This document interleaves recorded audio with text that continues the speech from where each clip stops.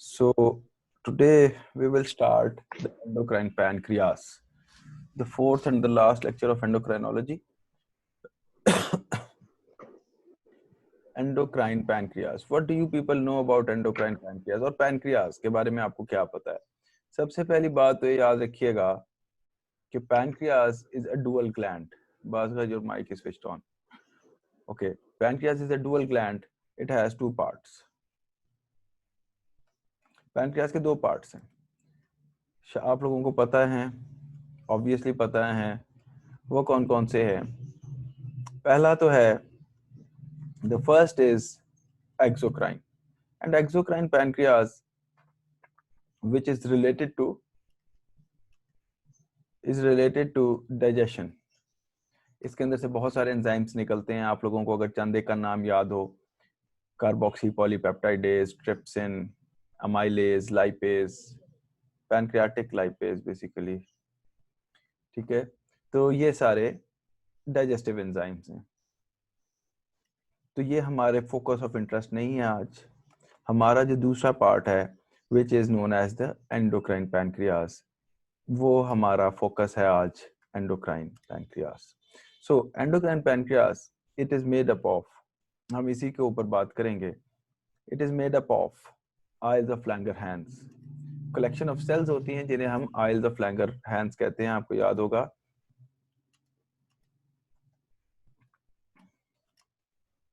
Langerhans. Okay, isles of Langerhans जो होते हैं,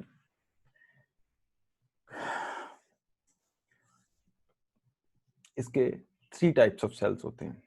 It has 3 types of cells. Can anyone of you tell me? So, alpha, beta, delta. Very good.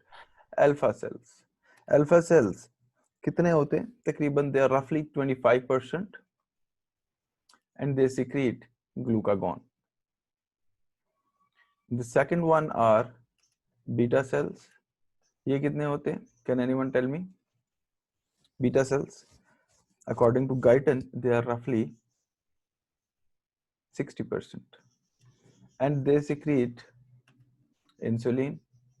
And the remainder cells, book has mentioned 10%, वो होते हैं delta cells, and delta cells are related to somatostatin production. Somatostatin. Okay, so now without wasting time and looking into the things, we'll start with the beta cells first. क्योंकि हमने insulin पहले पढ़नी है, तो insulin से related हम बातें beta cells से शुरू करते हैं. So what is insulin? पहली बात तो याद रखिएगा, it is a purely anabolic hormone. Anabolic hormone क्या होता है? जो बॉडी में स्टोर्स को बढ़ाता है. It is a purely anabolic hormone.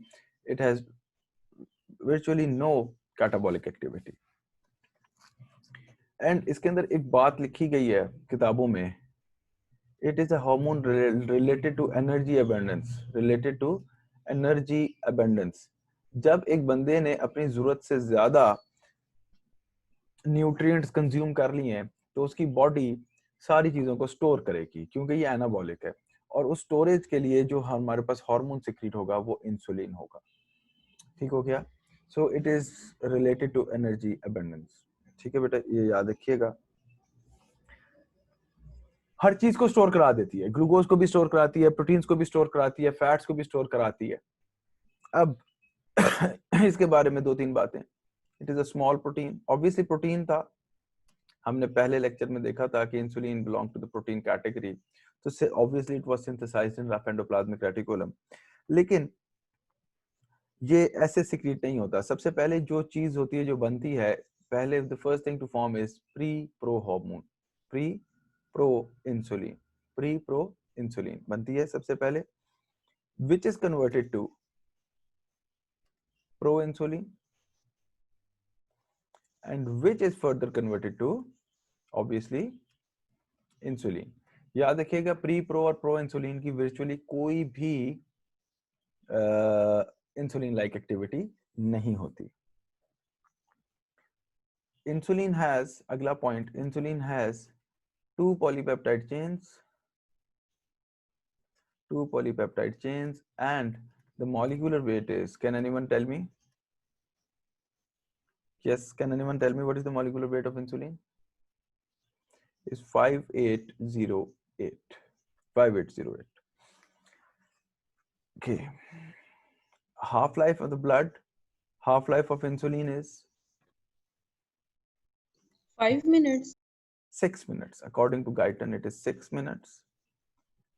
And in 10 to 15 minutes, it is cleared from the blood. ले जी, तो ये तो हो गए इसके मेजर पॉइंट्स. अब इसकी फंक्शनैलिटी पे आते हैं, ये पॉइंट्स टू बी रिमेंबर्ड पे आते हैं कि few cells do not require insulin for glucose uptake. वो कौन से हैं? जी, anyone? RBCs. Very good. और Neurons. सर ब्रेन भी है. very good. Neurons. Brain, nervous tissue. Number 2 RBCs. And number 3 पे exercising skeletal muscles. Exercising skeletal muscles, not resting. Exercising. इसीलिए आपने देखा होगा कि जो पेशेंट डायबिटिक डायग्नोज होता है उसको हम एडवाइस देते हैं कि आप थोड़ा सा अपनी डाइट में कार्बोहाइड्रेट्स को रिड्यूस कर दें और माइल्ड एक्सरसाइज करें आफ्टर मील्स. वॉक कर लें, तरावियां पढ़ लें ईशा की, या इस तरह का काम करें. तो उससे क्या होगा कि वो मसल्स विदाउट इंसुलिन यूज कर लेंगे और उसको हम हनीमून पीरियड ऑफ डायबिटीज कहते हैं, जिसमें सिंपल ड्रग्स के बगैर पेशेंट सरवाइव कर जाता है, डायबिटीज कंट्रोल पे रहती है. इंशाल्लाह हम आगे देखते हैं. अब अगला पॉइंट, अब इसके इफेक्ट्स आते हैं हम सेल्स पे. सबसे पहला इफेक्ट इसका हम देखते हैं कार्बोहाइड्रेट्स पे. What do you people know about its effect on carbohydrates? बताइए. Increases uptake into the cells, uptake of glucose in fact into the cells. ये तो बच्चों वाली बात है, आप लोग बचपन से पढ़ रहे हैं. नंबर 2 जो थोड़े से ट्रिकी पॉइंट्स आते हैं, ग्लाइकोलिसिस पे इसका क्या इफेक्ट होगा? जब सेल्स में ग्लूकोज को शिफ्ट कर देगा तो उसको प्रमोट करेगा ना ब्रेक डाउन के लिए, ताकि ब्रेक डाउन हो और एनर्जी प्रोडक्शन हो. तो it increases glycolysis so that energy can be produced, and obviously it will decrease gluconeogenesis, which is new glucose production. Decreased gluconeogenesis. तो ये इसके मेजर काम हैं. और if the glucose is not to be used, it can also promote glycogenesis. Glycogenesis क्या है कि हम एक्सेस ग्लूकोज को कन्वर्ट कर देंगे ग्लाइकोजन में और स्टोर कर लिया जाएगा. एंड दिस ग्लाइकोजन, ये ग्लाइकोजेनेसिस क्या है? Glycogen storage, glycogen production. ये जो ग्लाइकोजन होता है ये 2 जगहों पे स्टोर होता है. कौन मुझे बताएगा? ये एक अलग से पॉइंट है, यहाँ पे हम पता होना चाहिए. Glycogen is stored in 2 parts of the body, majorly stored in number 1 skeletal muscles. लेकिन ये वाला ग्लाइकोजन यूजेबल नहीं होता. The glycogen is stored in number 1 skeletal muscles, which is usually not usable.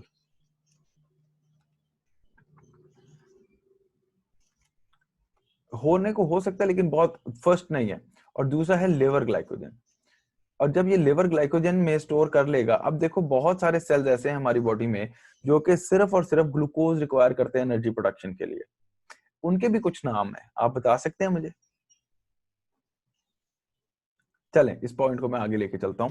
Liver glycogen liver में store कर देता है and it is released between meals. देखो एक बंदे ने खाना खा लिया और उसने थोड़ा सा कार्बोहाइड्रेट लिया है. अब जो उसका स्टोर्ड ग्लाइकोजन है वो आएगा glucose production, glucose stored glycogen से निकल जाएगी, क्योंकि हमारी बॉडी में बहुत सारे सेल्स हैं जो सिर्फ ग्लूकोज को एज एन एनर्जी यूज कर सकते हैं. याद रखिएगा ये बात, बिकॉज यहीं पे हम ऐड करते हैं, because many cells of the body require glucose as their sole as their sole input कह लें, as their sole requirement for energy production. किसी को नाम पता है इनके? कोई मुझे बता सकता है? शाबाश, ऐसे ही लिख देते हैं. Lens of the eye, cornea of the eye, lens, cornea. शाबाश शाबाश. कोई किसी को नहीं पता? WBCs, RBCs और testes and Medulla of kidney. very good, medulla of the kidney. शाबाश. तो ये सारे MCQs हैं बेटे. तो ये जो 6 स्ट्रक्चर्स हैं, इनको हमेशा हमेशा ग्लूकोज चाहिए होती है, इसलिए ग्लूकोज की प्रोडक्शन नहीं है या इनपुट नहीं है तो हम ग्लाइकोजन को यूज करके स्टोर ग्लाइकोजन को यूज कर लेंगे फॉर ग्लूकोज. ठीक हो गया? यहां तक बात समझ आ गई? हाँ जी, कोई कंफ्यूजन यहां तक? अगली बात, एक और चीज याद रखिएगा यहाँ पे, इट ऑल्सो, ये एक आखिर में बात है लेकिन इंपॉर्टेंट है, इट ऑल्सो कन्वर्ट्स. अब देखो, पहले वाले को यूज कर लिया ग्लाइकोलिसिस करवा के, जो ग्लाइकोलिसिस के लिए यूज नहीं हुआ उसको ग्लाइकोजन सिंथेसिस कर दिया. अब ग्लाइकोजन की एक लिमिटेड क्वांटिटी बॉडी में स्टोर होती है, बहुत ज्यादा स्टोर नहीं होता, तो उसके बाद भी जो बच गया, it converts the reminder into fats. उसको किस में कन्वर्ट कर देगा? It converts the reminder glucose, जो आखिर में ग्लूकोज बच गई कि यूज भी नहीं हुई, ग्लाइकोजन भी पूरा स्टोर हो गया है, अब उसको आखिर वाले को कन्वर्ट कर देगा फैट्स में. So clear up till now?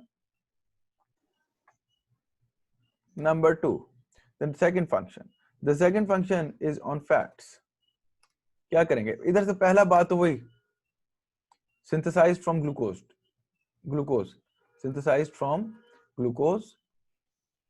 और इसके अंदर भी एक चीज याद रखिएगा कि क्योंकि जब मैंने शुरू में कह दिया प्योरली एनाबॉलिक है, तो इंक्रीज करता है फैट स्टोर्स को. It increases fat stores of the body. It increases the fat stores of the body. Okay. Lipolysis को क्या करेगा? Decreases lipolysis and obviously it will increase lipogenesis. So I guess it is very, very simple. Please people, do not be late. Do not be late.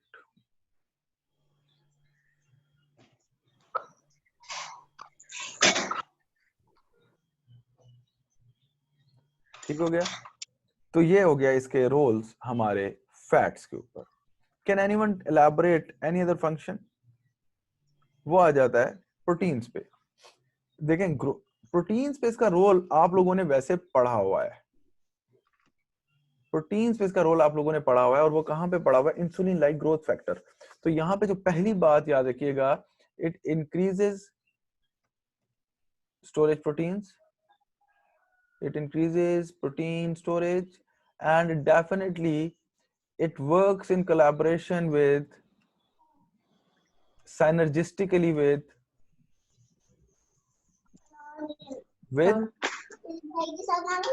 अच्छी रही है. please kindly mute your mic. Kindly mute your mic. किसका है ये ID? It works synergistically with growth hormone. और इसके साथ साथ अब ये क्या करेगा? इंक्रीज करेगा amino acid transport into the cells. दूसरे नंबर पे क्या करेगा? इंक्रीज करेगा ट्रांसलेशन को. तीसरे नंबर पे इंक्रीज करेगा ट्रांसक्रिप्शन को. अल्टीमेटली ये हुआ क्या कि प्रोटीन स्टोरेज बढ़ गया, प्रोटीन स्टोर हो गया. Decrease protein breakdown. Very good. या प्रोटियोलाइसिस. तो देखें, आपको ये सारी चीजें अब समझ आ गई होंगी कि ये क्या कर रहा है. और ग्लूकोनियोजेनेसिस को जब करेगा तो ग्लूकोनियोजेनेसिस को जब ये इनहिबिट करता है तो ग्लूकोनियोजेनेसिस में भी प्रोटीन ब्रेक डाउन होता है, क्योंकि ग्लूकोनियोजेनेसिस प्रोटीन से भी की जा सकती है, फैट से भी की जा सकती है। चले, बहरहाल इतना ही इंपॉर्टेंट है, इसके अंदर बहुत ज्यादा हमें डिटेल में जाने की जरूरत नहीं है। नाउ जो फैक्टर्स हैं, क्योंकि इस टॉपिक में हमने मेजरली बेटा डायबिटीज पे रोल रखना है जोर। फैक्टर्स फॉर इंसुलिन सिक्रीशन, कौन मुझे बता सकता है कौन सा फैक्टर होगा जो इंसुलिन सिक्रीशन करवाएगा? नंबर 1 वो फैक्टर्स Increase blood glucose. जो इंक्रीज करते हैं, जो फैक्टर्स ग्लूकोज इंक्रीज करें। सबसे पहले हाइपरग्लाइसीमिया, हाइपरग्लाइसीमिया को हम सादे अल्फाज में लिख देते हैं इंक्रीज ब्लड ग्लूकोज। और नंबर 2 पे क्या आएगा? Increase blood fats, fatty acids. Number 3 पे क्या आ जाएगा? इंक्रीज ब्लड, शाबाश, अमाइनो एसिड्स, जिन्हें हम प्रोटीन्स कह सकते हैं। प्रोटीन्स का वर्ड इसलिए नहीं लिखते क्योंकि वो अमाइनो एसिड्स की फॉर्म में होती हैं ज्यादातर।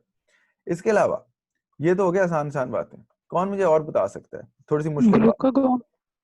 ओके, यस, ग्लूकागॉन चूंकि इसका एंटागनिस्ट है, इसका ऑपोजिट काम करता है, वो भी इसकी सिंथेसिस बढ़ाएगा। और शाबाश, Growth hormone. GIT hormones, growth hormones पे भी आ जाता हूँ। जीआईटी हार्मोन्स, देखो आप लोगों ने खाना खाया तो ये न्यूट्रिएंट्स ब्लड में जाएंगे ना, तो जीआईटी हार्मोन्स डायरेक्टली इसकी सिक्रीशन को बढ़ाते हैं, जिसके अंदर कुछ नाम है, हम ब्रैकेट में लिख लेते हैं। कोई बताना चाहेगा? गैस्ट्रिन इसकी प्रोडक्शन बढ़ाता है, कोई और नाम बताएंगे आप? सिक्रेटिन इसकी प्रोडक्शन बढ़ाता है।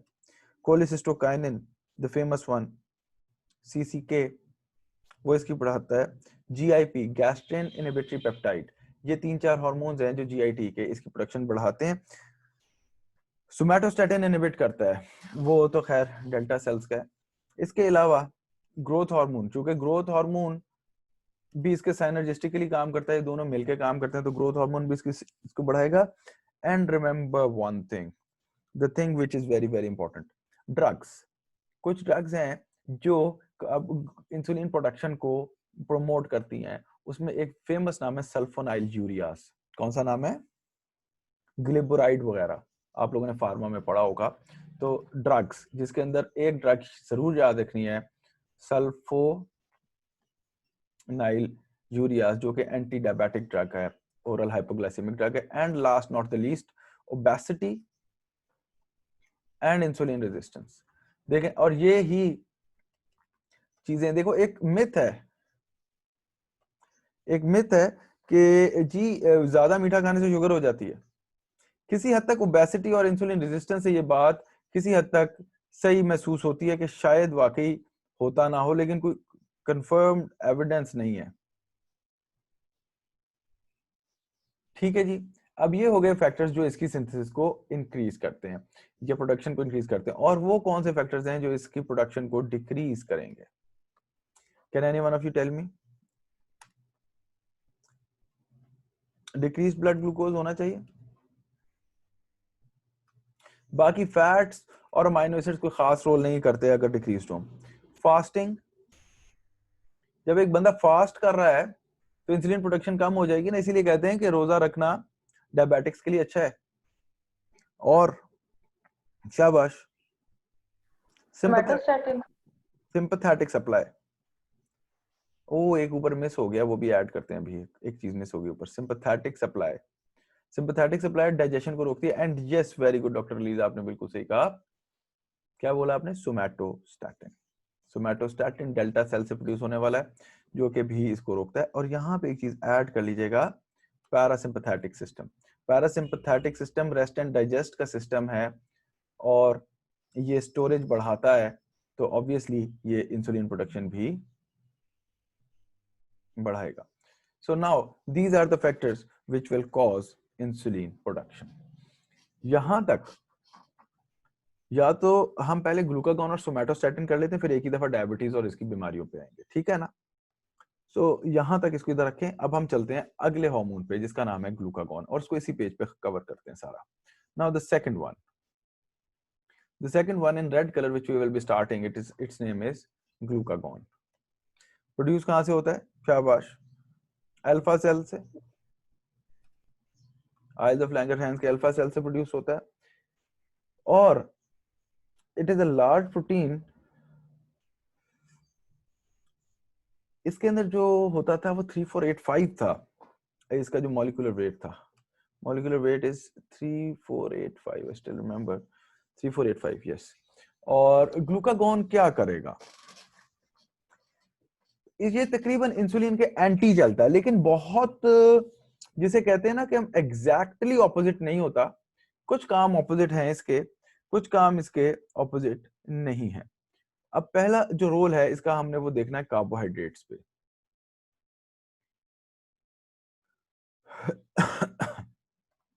क्या करेगा कार्बोहाइड्रेट्स पे? Gluconeogenesis. Gluconeogenesis. आराम से इंक्रीज ब्लड ग्लूकोज करेगा। हाँ, करना चाहिए ना, ब्लड ग्लूकोज को इंक्रीज करेगा, और ब्लड ग्लूकोज को इंक्रीज करने के लिए decreased uptake into the cells करेगा, और फिर प्रोडक्शन इंक्रीज कर देगा। इंक्रीज क्या करेगा? ग्लूकोनियोजेनेसिस, एंड डिक्रीज क्या कर देगा? ग्लाइकोलाइसिस भी जिसे आप कहते हैं। ठीक है,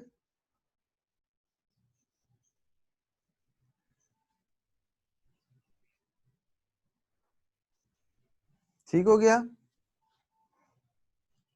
और ये बहुत सिंपल है, इसके अंदर कोई बहुत मेजर रोल नहीं है, इसके बारे में आपको सिर्फ इतना ही याद रखना है, और ये कोई बहुत लंबी चौड़ी बात नहीं है। इसके अंदर इस ग्लूकागॉन के रिलेशन में आपसे इतने ही सवाल पूछे जाते हैं। और जो आखिरी है जिसको हमने क्या नाम दिया? Somatostatin, the third one, somatostatin. ये डेल्टा सेल से प्रोड्यूस होता है, डेल्टा सेल से प्रोड्यूस होता था ना। अब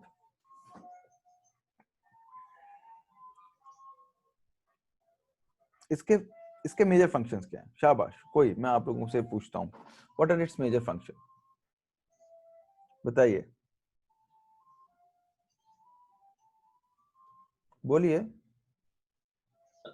कैटाबॉलिक एक्शन है इसका। इट डिक्रीजेस बोथ सर ये इनहिबिटर नहीं है ग्रोथ का?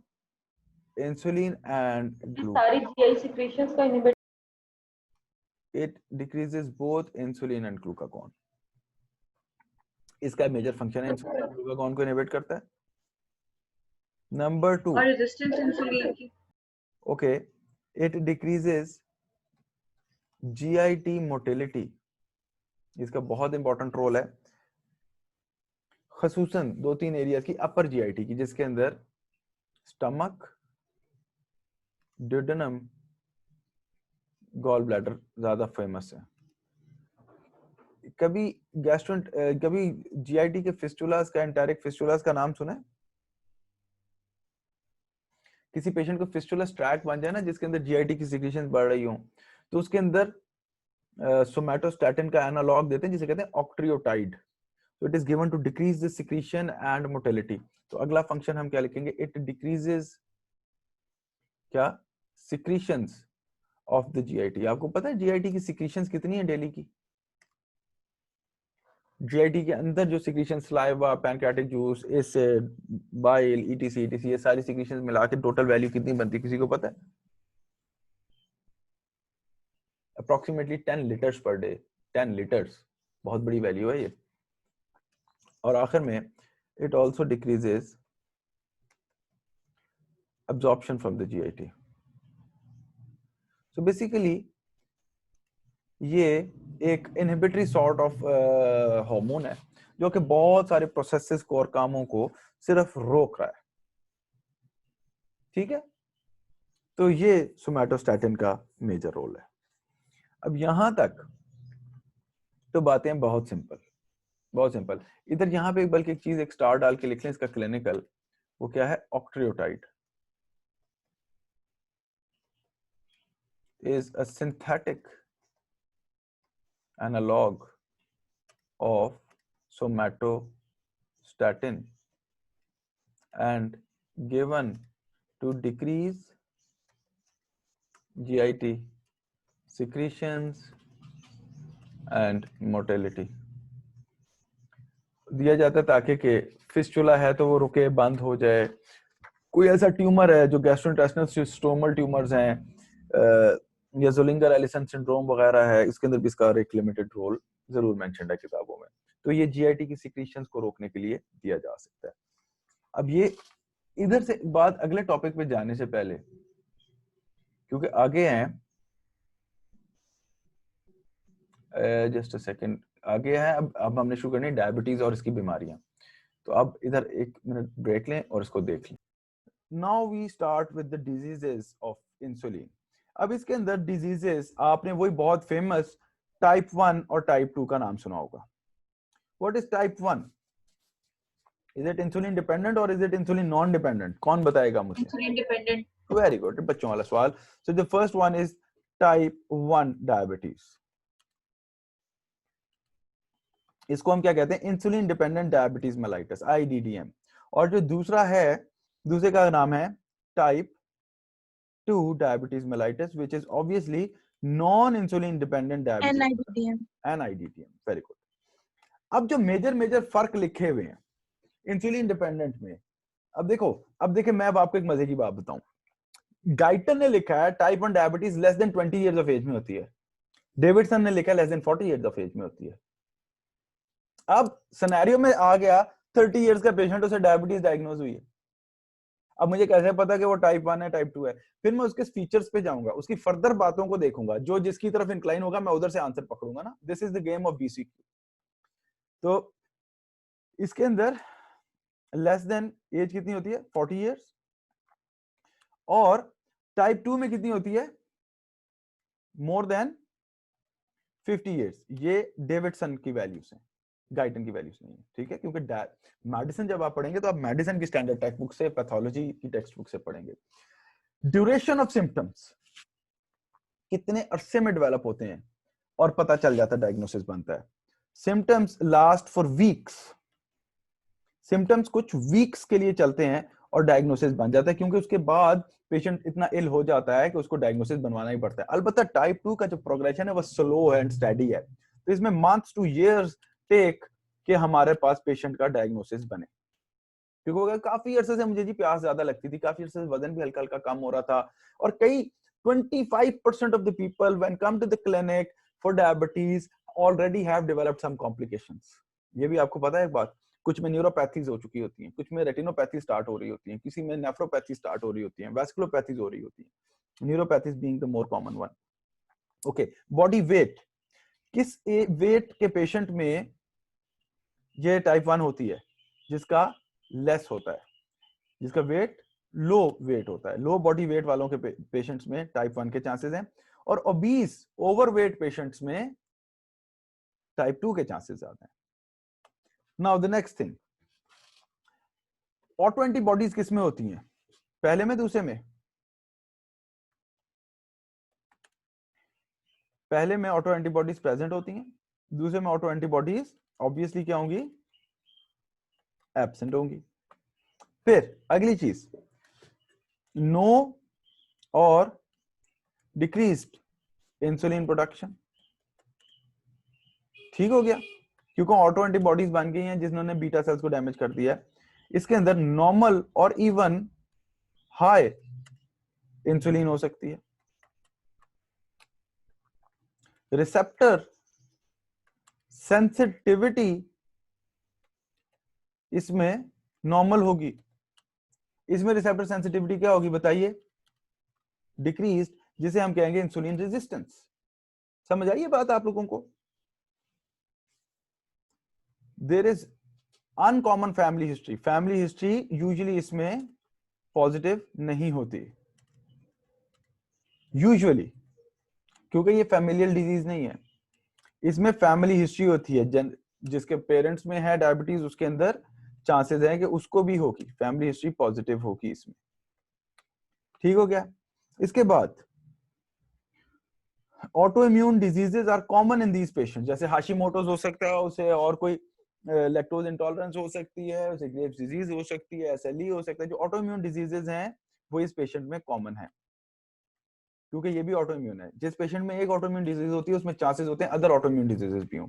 इसमें नॉट कॉमन, इसमें ऑटोइम्यून डिजीजेस नहीं होंगी। अब अगली चीज जो बहुत इंपॉर्टेंट है, कीटोन यूरिया, डायबिटिक कीटोएसिडोसिस, बताएं किसमें होता है, कौन बताएगा? टाइप 1 में। डायबिटिक कीटोएसिडोसिस इज कॉमन, हो सकता है इसमें भी, बट लेस कॉमन। और ऑब्वियसली ट्रीटमेंट में इसके अंदर हम देते हैं इंसुलिन, और इसके अंदर हम जो ट्रीटमेंट देते हैं वो ओरल हाइपोग्लाइसेमिक ड्रग से देते हैं, ओरल हाइपोग्लाइसेमिक ड्रग्स। ये हमारी हो गई major differences, but these differences are not sufficient, हमें इन बीमारियों को इंडिविजुअल बेसिस पे भी थोड़ा सा देखना पड़ेगा। तो अगर हम इंडिविजुअल बेसिस पे देखते हैं तो सबसे पहले हम शुरू कर लेते हैं मजीद पॉइंट्स पे टाइप 1 के। जी, कोई और बात आप लोगों में से कोई ऐड करना चाहे? तो टाइप 1 के पेशेंट में हार्ट की इश्यूज होने के चांसेस ज्यादा होते हैं? नहीं, ऐसा कार्डियक प्रॉब्लम नहीं, वो टाइप 2 में, क्योंकि वो ओबेसिटी और उससे लिंक्ड है ना, हाइपरलिपिडीमिया से। देखो, अब इसके अंदर पहली बात टी सेल मीडिएटेड है। ये देखें, अब ये डैमेज किसके थ्रू है? साइटोटॉक्सिक, सॉरी, टी सेल्स, जो टी लिम्फोसाइट्स होते हैं, T cell mediated autoimmune disease है, ठीक है। और इसके अंदर क्लासिकल साइंस अपेयर होने तक 70 to 80% सेल्स डायबिटिक हो चुके होते हैं, डिजीज हो चुके होते हैं। और इसके अंदर एक फिनोमेना होता है, उसे कहते हैं insulitis, INSULITIS। Does anyone of you know what is insulitis, जिसने मेडिसिन बहुत अच्छी पढ़ी हो?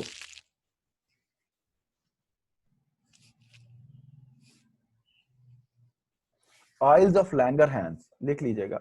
आइल्स of Langerhans are infiltrated with immune and inflammatory cells, जिसके अंदर macrophages, monocytes, lymphocytes, T lymphocytes, B lymphocytes सारे भरे हुए होते हैं, और इस प्रोसेस को हम क्या कहते हैं? इंसुलाइटिस। इंसुलाइटिस क्या है? Cells in the isles of Langerhans, जो कि इन्फ्लेमेटरी सेल्स हैं। फिर उसके बाद अगली चीज जो और बहुत इंपॉर्टेंट है, it has a variant which occurs in at later age group, which occurs in late age। किसी को पता है उसका नाम? कौन शाबाश बताएगा? लाडा, सुना है नाम? इसका पूरा वेरिएंट है latent auto immune diabetes of the adults या इन द एडल्ट्स। तो ये नहीं, यानी कि क्या हुआ? ऑटो इम्यून है। लेटेंट क्या होती है? देर से प्रेजेंट करने वाली, लेटेंट पीरियड के बाद। तो इसका एक ऐसा वेरिएंट है जो लेटर एज ग्रुप में डेवलप होता है, जिसको हम क्या कहते हैं? बोलिए। LADA, latent autoimmune disease of the adults. अब अगली चीज इसके अंदर अपने साइलेंट फीचर्स में इसका मेटाबॉलिक डिस्टर्बेंसेस। सबसे पहले क्या होगा? डिक्रीज इंसुलिन होगी, उससे क्या बने होगा? इंक्रीज ब्लड ग्लूकोज, या आप कह सकते हैं हाइपरग्लाइसीमिया। हो गया, ठीक है। हाइपरग्लाइसीमिया होने की वजह से क्या होगा? यूरिन में ग्लूकोज लूज होगा। ग्लाइकोज यूरिया की वजह से क्या होगा? डिहाइड्रेशन, डिहाइड्रेशन हो जाएगी। उससे क्या होगा? एल्डोस्टेरोन सिक्रीट होगा। अब ये जरा कॉम्प्लिकेटेड है, अभी ये मैं आपको समझाऊंगा आखिर में।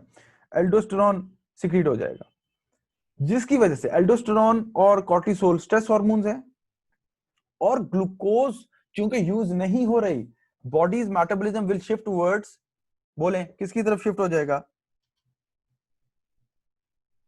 Lipolysis and proteolysis. Lipolysis and proteolysis की तरफ बात शिफ्ट हो जाएगी। और लाइपोलाइसिस और प्रोटियोलाइसिस जब होगी तो क्या होगा? Weight loss.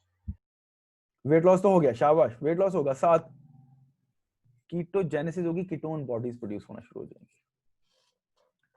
वेट लॉस, ठीक है, हम ऐड कर देते हैं, वेट लॉस भी होगा। एंड कीटोजेनेसिस। कीटोजेनेसिस क्या है? कीटोन बॉडीज की production, acetate, acetoacetate and beta hydroxy butyrate. और कीटोन बॉडीज एसिडिक होती हैं, जिसकी वजह से पेशेंट चला जाएगा डायबिटिक, बोलिए, कीटोएसिडोसिस। Ketoacidosis. तो ये पूरा Diabetes ketoacidosis. Diabetic ketoacidosis. अब कुछ समझ आया? तो ये टाइप 1 के मेजर बातें हैं जो आपको सारी की सारी याद होनी चाहिए। अब इसी तरह हम टाइप 2B की भी कुछ मजीद बातें ऐड करते हैं यहाँ पे, क्योंकि अब हम फर्स्ट ईयर के स्टूडेंट नहीं हैं। हाँ। अब एक और चीज आप लिखते हैं। सबसे पहला जो फैक्टर है इसमें, there is decreased receptor sensitivity, लेकिन this is not the major thing, only major thing. इसके अलावा with the passage of time there can be decreased production also by the beta cells. देखें, उसमें हमने पहले ये बात लिखी है, इसमें हमने बाद में ये बात लिखी है। ठीक हो गया? और अब इसका मैकेनिज्म मुझे कोई बता सकता है कि जी ओवरवेट पेशेंट में टाइप 2 डायबिटीज क्यों होती है?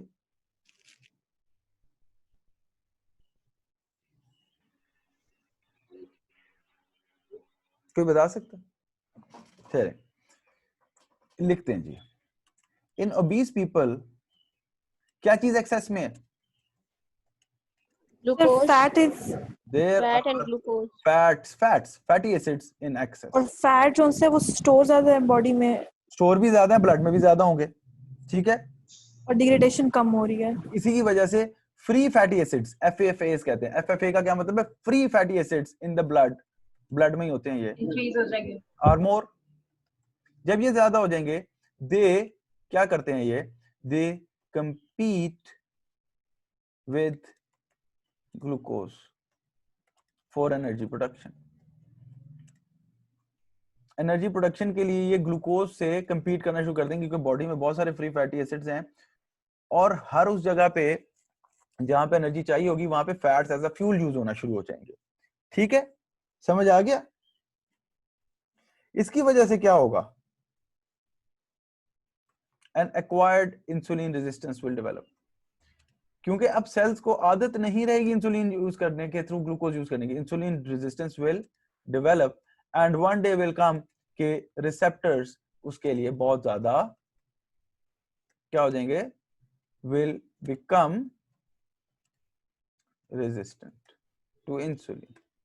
देखिए, अब ये थोड़ा सा इसका एक हाव नाव है जिसको मैंने आपको बता दिया, क्योंकि अब इसके ज्यादा मैं डिटेल में जाऊंगा तो फिर बहुत एडवांस हो जाता है, आपने पार्ट 2 मेडिसिन में नहीं देना। अब एक और चीज इसके अंदर मैं बताता हूं, it also has a variant जो कि यंगर एज ग्रुप में होता है। It also has a variant in young people, वरना तो ये लेट एज की डिजीज है ना। यंग पीपल में उसको क्या कहते हैं? शाबाश, बॉडी। वेरी गुड, शाबाश, कुछ पता है आपको? MODY, इसका क्या है? इसका एब्रिविएशन, किसका abbreviation? Maturity onset diabetes of young, of adults यार। मैच्योरिटी ऑनसेट, उल्टा बोल दिया। Maturity onset diabetes of the young, MODY। ठीक है? तो इसका भी एक वेरिएंट ऐसा है जो कि यंग पीपल में हो सकता है। अब इसके अंदर एक और चीज बताता हूं, गेस्टेशनल डायबिटीज, सुना है इसका नाम? Yes, sir. Is Pregnancy. also a variant of type 2, और इसके अंदर भी क्या होता है? इंक्रीज्ड रेजिस्टेंस होती है रिसेप्टर्स पे। वो क्यों होती है वैसे? डिक्रीज सेंसिटिविटी या इंक्रीज रेजिस्टेंस, एक ही बात हो गई ना। रिसेप्टर्स के अंदर रेजिस्टेंस डेवलप हो जाती है, वो क्यों हो जाती है? Due to placental hormones. Placental hormones insulin की रेजिस्टेंस क्रिएट करवाते हैं। अब हमारे वो क्या होता है, हमारे यहाँ क्या होता है, हमारे यहाँ ना सर फैमिली हिस्ट्री भी कॉज है? हो सकती है, मैं अभी आपको बताता हूँ, उस बात पे भी आता हूँ। देखें हमारे यहाँ होता है क्या, हमारे यहाँ ना एक्सट्रीम्स चलती हैं। जो सास होगी ना वो कहेगी बहू को हमने तो 10 बच्चे पैदा किए, हमने तो इतना रेस्ट नहीं किया, ठीक है ना, तुम झाड़ू भी लगाओ, तुम सफाई भी करो, तुम काम भी करो, ये गलत है, बिल्कुल गलत है, I do not support it. लेकिन जो वो बच्ची की माँ होगी ना वो अपने घर से फोन करके कह रही होगी हिलना नहीं है, बेड से पाँव नहीं उतारना, तुम ये भी खाओ वो भी खाओ, ये भी खाओ वो भी खाओ। अब देखो ये भी गलत है, नॉर्मल होना चाहिए बंदे को, हल्का फुल्का काम भी कर ले, डाइट भी नॉर्मल रखे। हमारे यहाँ ख्वातीन इतना over excess and over eat करती हैं प्रेगनेंसीज में, मैंने खुद अपने कई दोस्तों की बीवियों को देखा है, 10-10 चॉकलेटें खाई जा रही हैं। यार मतलब क्या हो गया है? ठीक है you are pregnant, you need, तो उसके लिए आप कोई अच्छा फूड लेना, उससे क्या होता है ओबेसिटी डेवलप होती है, and obesity is a very big risk factor उस टाइप 2 डायबिटीज में, ऊपर हमने लिखा है। और डायबिटीज वही जो सारा मैकेनिज्म होगा, फ्री फैटी एसिड्स अबंडेंस में आने लगेंगे और प्लेसेंटल हार्मोन्स ऊपर एक और प्रोमोटिंग इफेक्ट देंगे, पेशेंट को डायबिटीज डेवलप हो जाएगी। और डेविडसन ने लिखा है कि जो खवातीन जिनको गेस्टेशनल डायबिटीज होती है they have an increased tendency to develop type 2 diabetes later in the life. क्या? और 80% उसने जुमला लिखा है कि 80% of the females will ultimately develop diabetes अगर वो ओबीस हैं तो ये याद रखिएगा कि जिन लोगों को ये होती है they have a very high chance, they have increased liability, increased chances to develop permanent type 2 diabetes, type 2 diabetes mellitus later on in the life। और बुक ने कितना लिखा है 80%, बहुत बड़ी वैल्यू है यार, बहुत बड़ी वैल्यू है। ठीक हो गया बेटे, ये तो हो गया। अब डायबिटीज के ऊपर बहुत सारी बातें हैं, अब हमने ये कर लिया।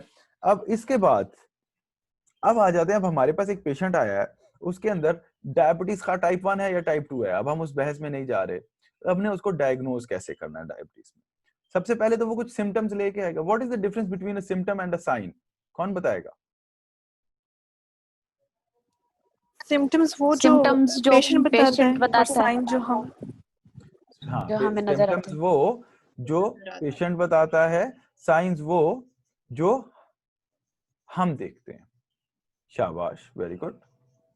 सर आपने यहाँ पे एक बात लिखी है डिक्रीज रिसेप्टर सेंसिटिविटी, इससे क्या मतलब है? देखो इसका मतलब ये है कि ये मेरा हाथ रिसेप्टर है, इसके ऊपर इंसुलिन ने आके बाइंड करना था और ग्लूकोज को अंदर शिफ्ट करवाना था।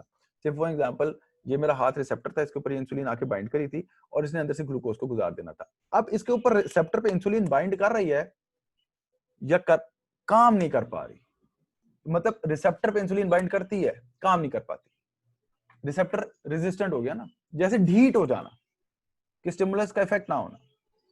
नाउ सर इसका मतलब टाइप 1 में रिसेप्टर्स नहीं होते, टाइप रिसेप्टर्स 1 खत्म में हो जाते हैं। टाइप 1 में इंसुलिन नहीं होती, टाइप 2 में रिसेप्टर्स रेजिस्टेंट हो जाते हैं।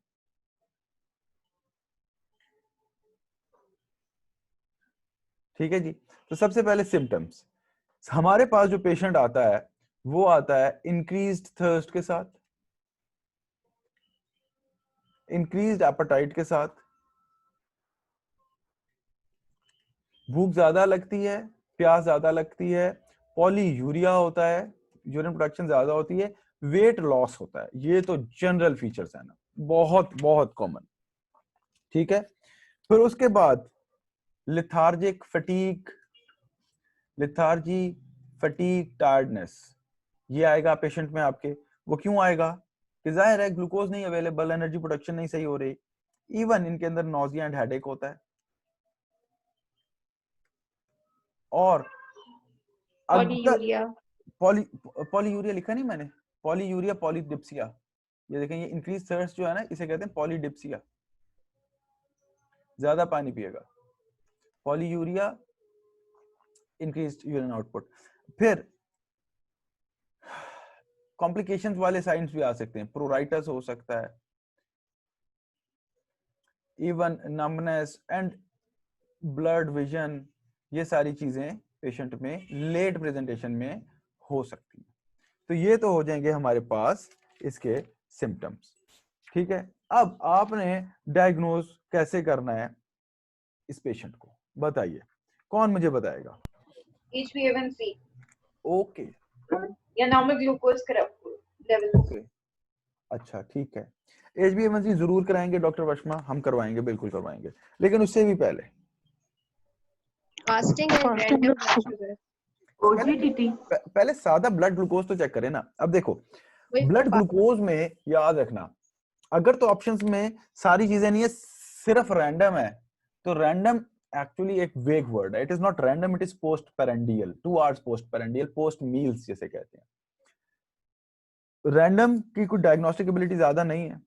फास्टिंग किया जाता है, और फास्टिंग से भी अच्छी जो मोडालिटी है वो है OGTT, oral glucose tolerance test. तो सबसे पहले हम कर सकते हैं फास्टिंग ब्लड शुगर। इन्वेस्टिगेशंस पे आ जाते हैं, आप इन्वेस्टिगेशंस पे आ जाते हैं कि हमने डायग्नोसिस कैसे बनाना है। फास्टिंग ब्लड शुगर, फास्टिंग होती है निहार मुंह। जो रैंडम ब्लड शुगर है ना, वो एक मिसनोमर है, वो होता है एक्चुअली 2 आवर्स पोस्ट मील। पोस्ट मील को कहते हैं पोस्ट पेरेंडियल, खाना खाने के 2 घंटे के बाद। अब लेकिन मसला ये होता है, जैसे हम सबकी आदतें हैं, रात को 2 बजे पिज्जा मंगवा लिया भाई, अब सुबह आप 6 बजे की फास्टिंग करेंगे, आपको तो हाइपरग्लाइसीमिया आएगा क्योंकि आपने रात को ओवरईट किया था। अब एक गरीब आदमी जो मजदूर है, वो खाने में 1 रोटी खाता है किसी हल्के थोड़े से सालन के साथ, और एक बच्चा है जो 2 बर्गर खा जाता है डबल चीज वाले। दोनों ने अपने हिसाब से नॉर्मली खाया, क्योंकि वो खाता ही ज्यादा है, वो खाता ही कम है, दोनों का blood glucose level after the meal different होगा। तो ये जो टेस्ट हैं, they can give a clue, but exact insulin start करने के लिए, ट्रीटमेंट स्टार्ट करने के लिए, थेरेपी स्टार्ट करने के लिए ये सफिशिएंट नहीं होते। इसके लिए हमने क्या टेस्ट निकाला है, ओरल ग्लूकोज, ओरल ग्लूकोज, यार ये क्या हो गया, glucose tolerance test. What is oral glucose tolerance test, बताइए। OGTT कहते हैं इसको, ठीक है, इसे हम क्या नाम देते हैं, OGTT। नाउ इसके अंदर 3-4 शर्तें हैं। सबसे पहली शर्त, अनरिस्ट्रिक्टेड, पेशेंट को कहना 3 दिन तुम खाओ पियो जैसे खाते हो, अनरिस्ट्रिक्टेड कार्बोहाइड्रेट्स फॉर 3 डेज। उसे कहेंगे पहले 3 दिन तुमने खाओ पियो आराम से जो खाते हो। फिर कहेंगे रात को ओवरनाइट फास्ट करो, आप रात को एटलीस्ट फॉर 8 आवर्स, 8 घंटे का फास्ट हो, यानी कि रात को अगर 12 बजे उसने आखिरी खाना खाया है, तो उसके बाद अगले 8 घंटे उसने खाना नहीं खाना। Overnight fast of 8 hours. फिर उसके बाद जब वो लैब में पहुंच जाएगा, रेस्ट फॉर 30 मिनट्स।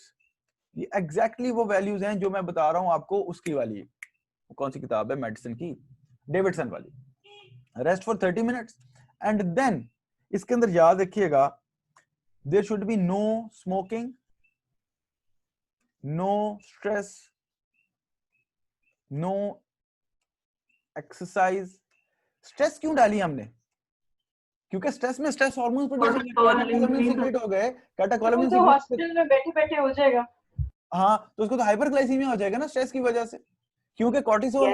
शाबाश, समझ आया ना। और फिर उसके बाद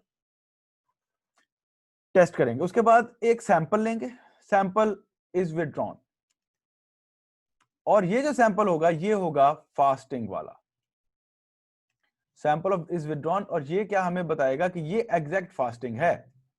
फिर उसके बाद पेशेंट को देते हैं, the patient is given 70 a drink of carbohydrate drink, CHO drink, having exactly कितनी क्वांटिटी होती है, having 75 grams ग्लूकोज। और 75 ग्राम्स ग्लूकोज एक नॉर्मल क्वांटिटी है ग्लूकोज की, जो एक स्टैंडर्ड डाइट में, एक स्टैंडर्ड खाने में होनी चाहिए।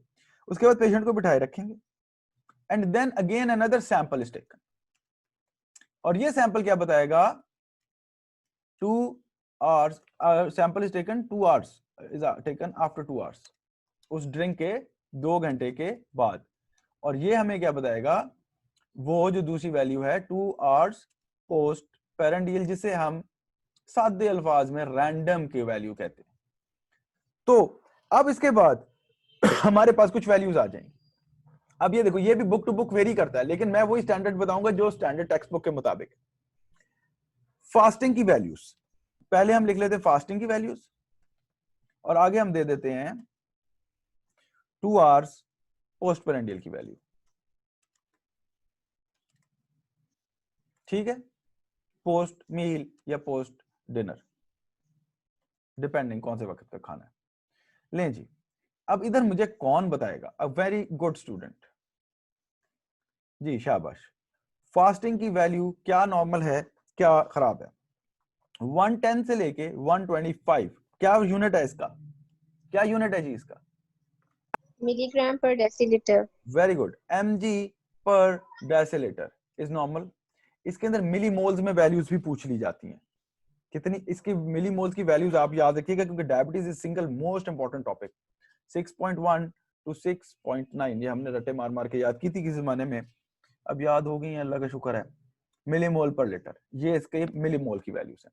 तो ये क्या है, नॉर्मल है। पहली वैल्यू क्या है, नॉर्मल।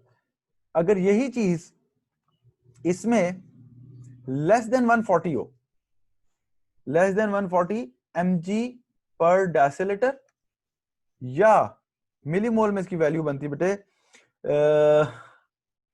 लेस देन 7.8 मिलीमोल पर लीटर, तो ये हमारा पेशेंट क्या कहलाएगा, नॉर्मल। ठीक है, अब होता है इंपेयर्ड। इंपेयर्ड होता है कि ना ही डायबिटिक है ना ही नॉर्मल है, बॉर्डर लाइन पेशेंट है, डायबिटीज होने के चांसेस हैं या करीब करीब है। इसके अंदर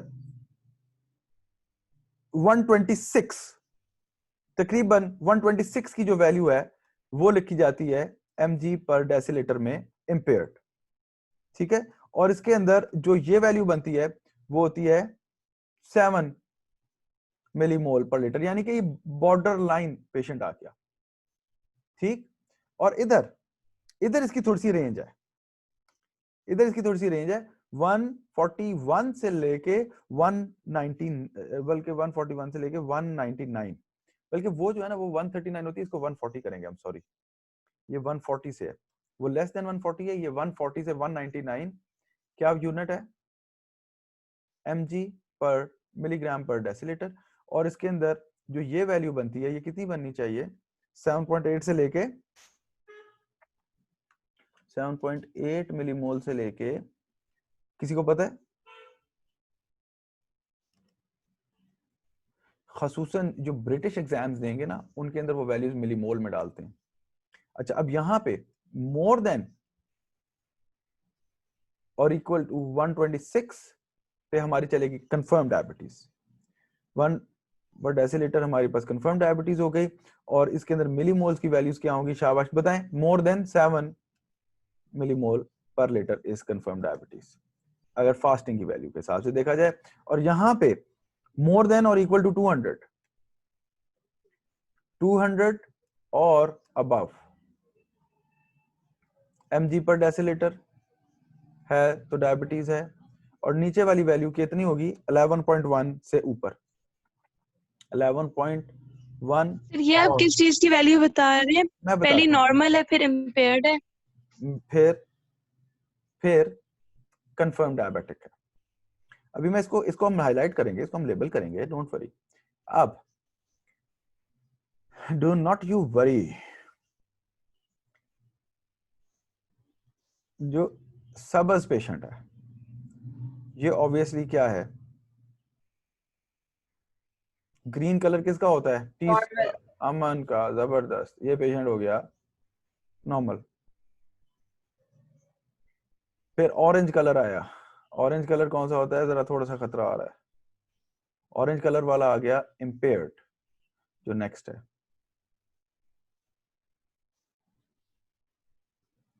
और जो आखिरी आएगा वो क्या होगा, आखिरी क्या होगा, डायबिटिक। बस सिंपल, अब मुझे बताने की जरूरत भी नहीं है, समझ आ गया। और ये वैल्यूज बेटा आप लोगों ने याद रखनी है, these values are much important. और यही वैल्यूज अब इसी बुक को फॉलो करना है आप लोगों ने। मैं देखे, मेरी एक आदत है, मैंने बेटा जिंदगी में ना कभी गंदी किताब पढ़ी है ना मैंने कभी गंदी किताब पढ़ाई है। गंदी किताब से मुराद छोटी हेल्प बुक्स, ना मुझे वो पसंद है ना मुझे वो आती है, सिंपल। ये डिजीज है, डायबिटिक है। ठीक हो गया जी। So now I guess you can all diagnose a patient of diabetes. अगला टेस्ट कोई और करवाना चाहेंगे?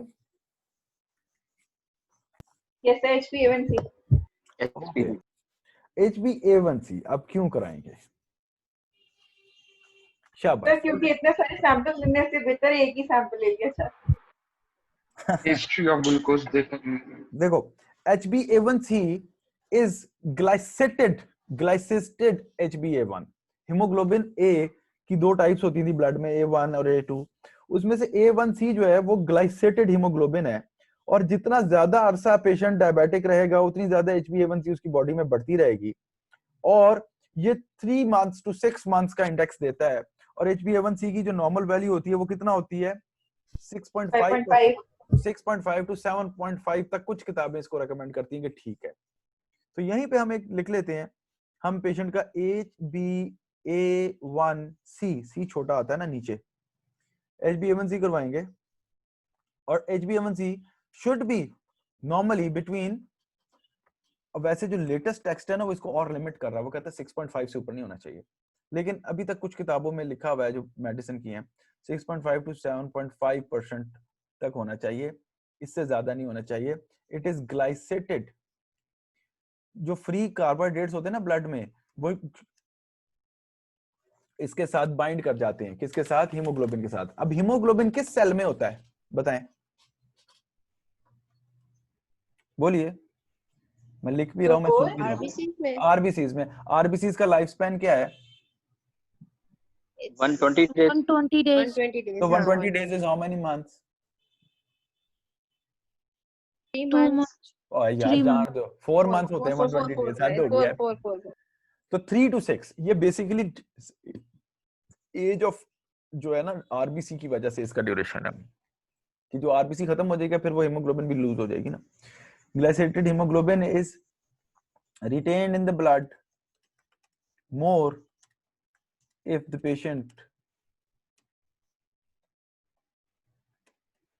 remained hyperglycemic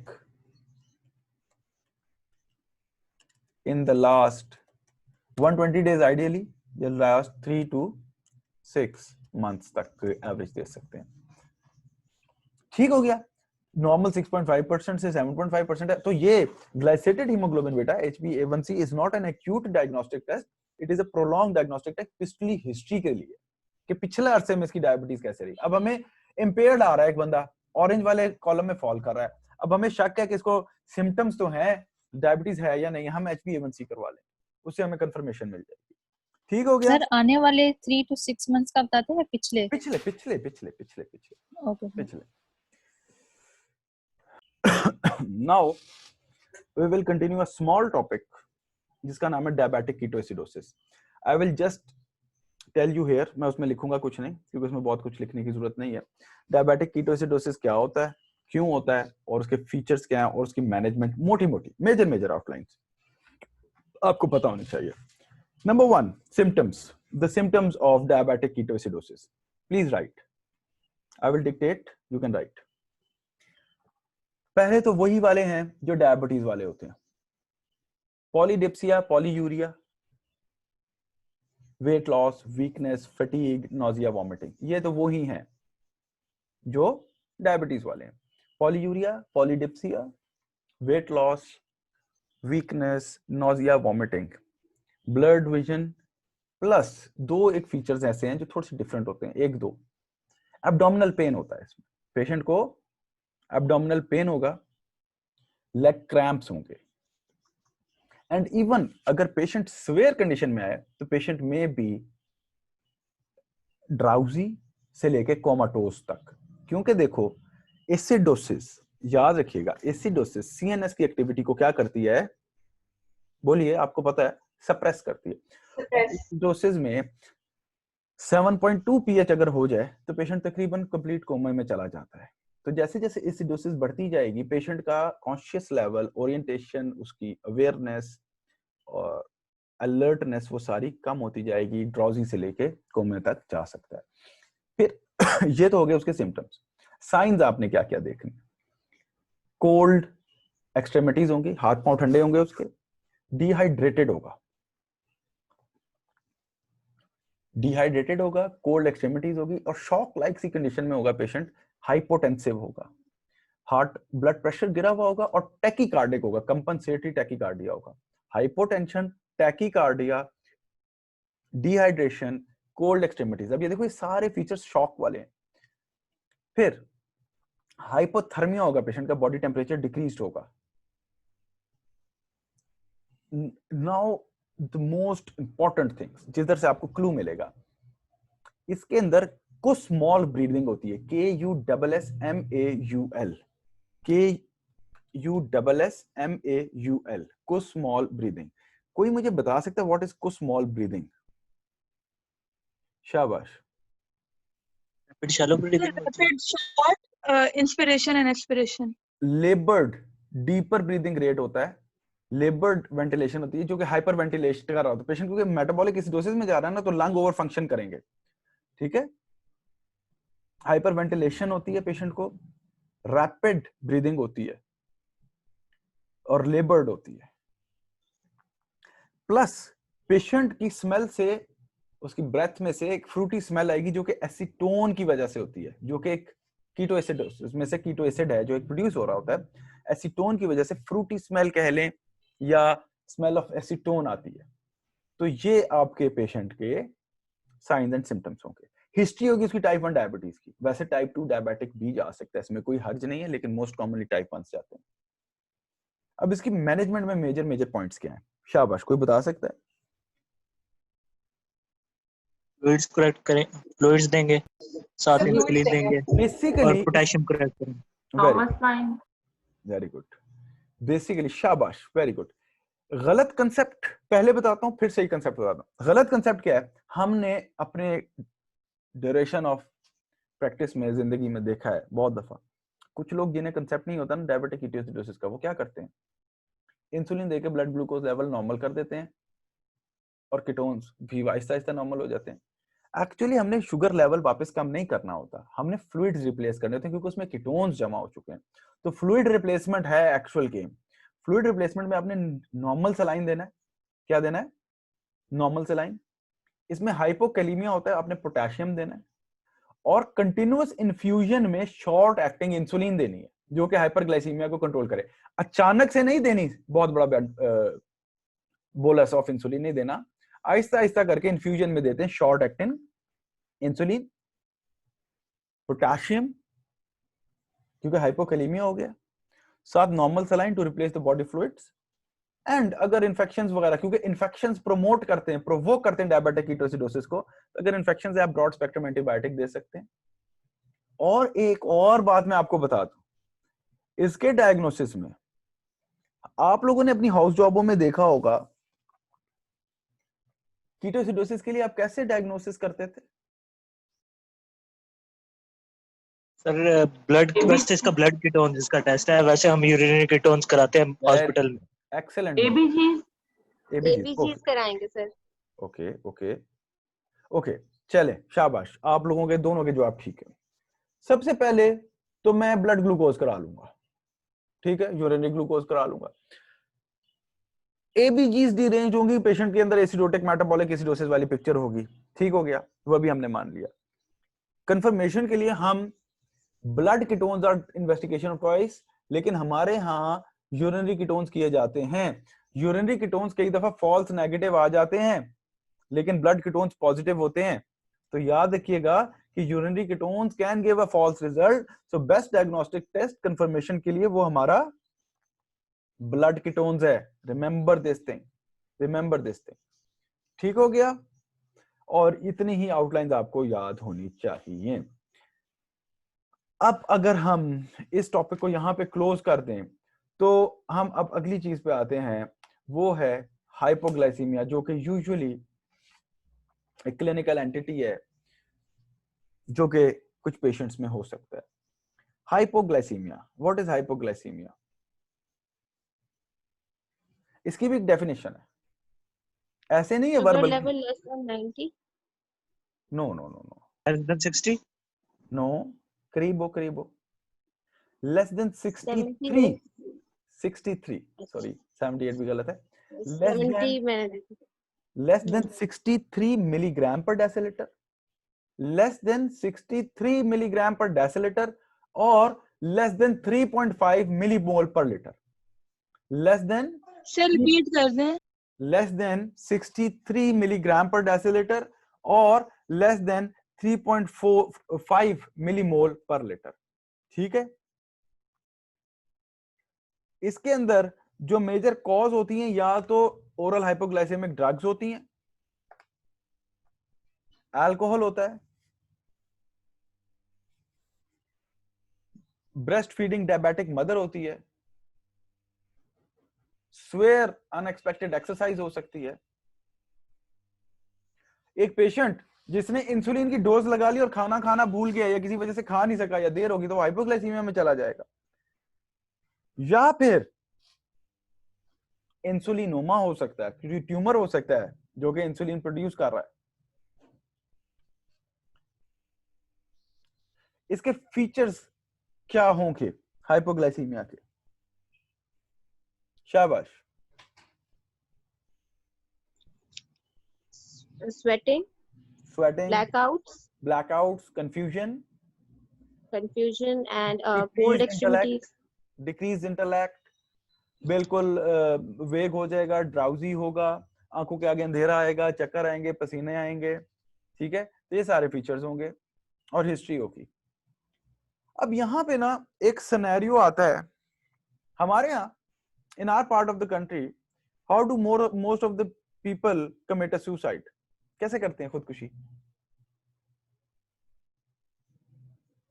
पंखे से लटक के, वो पंखा सर पे गिर जाता है। हमारे पास कई दफा बलोचिस्तान वाली साइड से कुछ मरीज आते थे, वो खुदकुशी इधर एपिगैस्ट्रिक एरिया में ना पिस्टल रख के करते थे। कोई फायदा नहीं होता, बंदा मरता भी नहीं है, 10 दिन अस्पताल में रहता है, हमारा भी काम बढ़ जाता है। तो कहना नहीं चाहिए, but this is not a good way to commit a suicide, we know many. तो बाहर के मुल्कों में ना जो सेंसिबल पॉपुलेशन है वो खुदकुशी भी इजी वे से करते हैं, जिसके अंदर रेट ऑफ क्या कह सकते हैं, अनसक्सेसफुल रेट भी कम हो, सक्सेस ज्यादा हो, तो वो आईवी इंसुलिन इंजेक्ट कर लेते हैं। आईवी इंसुलिन इंजेक्ट कर ली, पेशेंट हाइपोग्लाइसीमिया में गया, ब्रेन डैमेज हुआ और बंदा मर गया, सिंपल। लेकिन इसके अंदर याद रखने की जो बात है, एक पेशेंट आया हमारे पास जो कि हाइपोग्लाइसेमिक शॉक से में था और वो मर गया, ही डाइड और शी डाइड, और ऑटोप्सी पे, पोस्टमार्टम पे हमने उसकी स्टडीज की, तो हमें क्या ऐसी चीज मिलेगी जिससे हमें ये पता चल जाए कि पेशेंट ने की जो डेथ हुई है वो उसकी इंजेनुअस जो उसकी अपनी बॉडी की इंसुलिन है उसकी वजह से है, या एक्सोजेनस बाहर की इंसुलिन की वजह से है, कि उसने आईवी इंजेक्ट कर ली थी, या बॉडी की अपनी इंसुलिन की वजह से उसकी डेथ हुई? कैसे पता चलेगा? C peptide. वेरी गुड, बात ही खत्म हो गई। इधर काफी सारे लोगों के गलत जवाब आने थे, लेकिन डॉक्टर साहिबा ने, डॉक्टर बिनिश ने हमें फौरन जवाब दे दिया।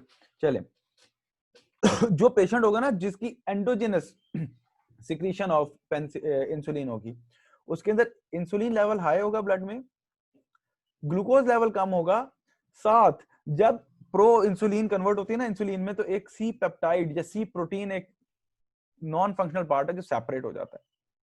तो जो बॉडी के अंदर इंसुलिन अपनी वजह से प्रोड्यूस होगी, उसके अंदर सी प्रोटीन की क्वांटिटी भी ज्यादा होगी।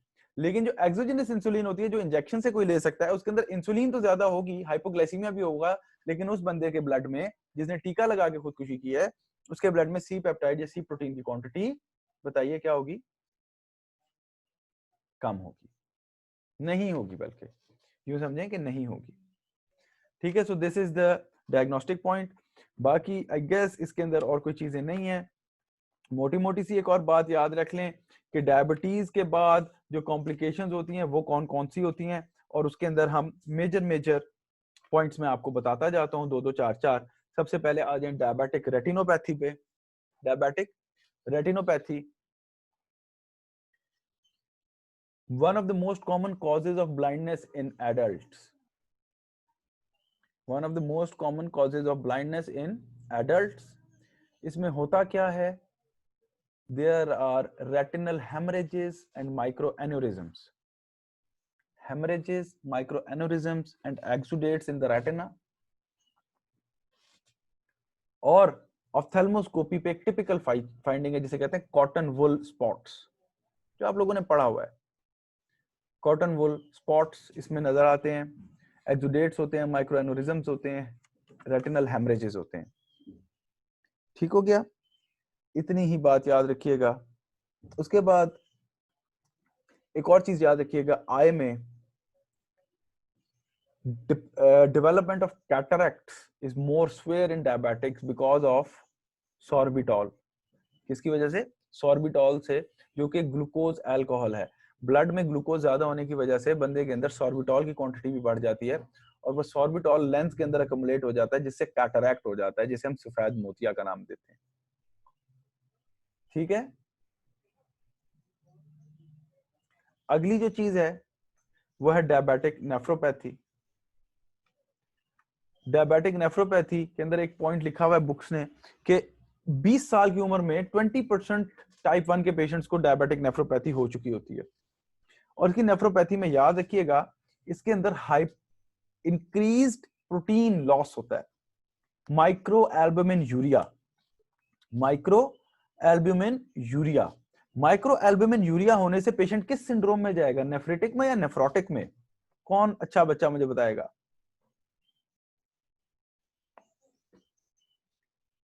Anyone? Nephrotic. Nephrotic. No, nephritic. Nephrotic. Less greater than 3.5 पे तो नेफ्रोटिक नहीं। नेफ्रोटिक में क्योंकि प्रोटीन लूजिंग ग्लोमेरुलोनेफ्रोपैथी है, हाइपोएल्ब्यूमिनीमिया हो जाएगा, हाइपर एल्ब्यूमिन यूरिया होगा, यूरिन में प्रोटीन लूज होगा, ब्लड में प्रोटीन कम हो जाएगा, पेशेंट को डिपेंडेंट एडीमा भी होगा। और वैसे नेफ्रोटिक सिंड्रोम में एक और फीचर भी होता है जो आप लोगों को याद हो या ना याद हो, मैं आपको बता देता हूं। उसके अंदर हाइपरलिपिडीमिया भी होता है एंड लिपिड यूरिया भी होता है।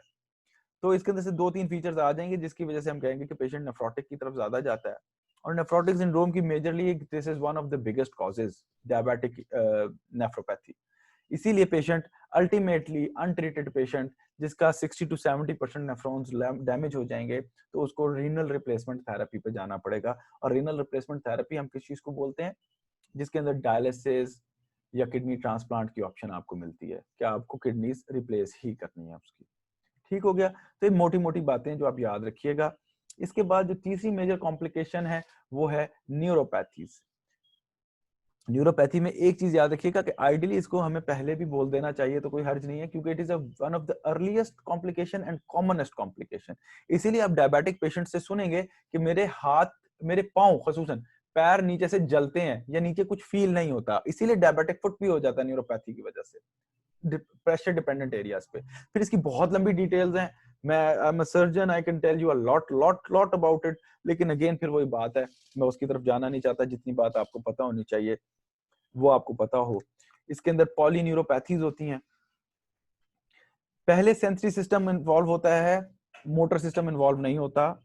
सेंसरी एंड डिस्टल पार्ट्स, इसके अंदर ना स्टॉकिंग एंड ग्लव पैटर्न होता है। स्टॉकिंग पैटर्न जैसे आप पाँव के ऊपर जुराब को या सॉक्स को चढ़ाएं तो वो नीचे से ऊपर, बिग टो से मेटाटार्सल्स, फिर टार्सल्स, फिर ऊपर लेग की तरफ, फिर नी की तरफ, इस तरह नीचे से ऊपर चलती है।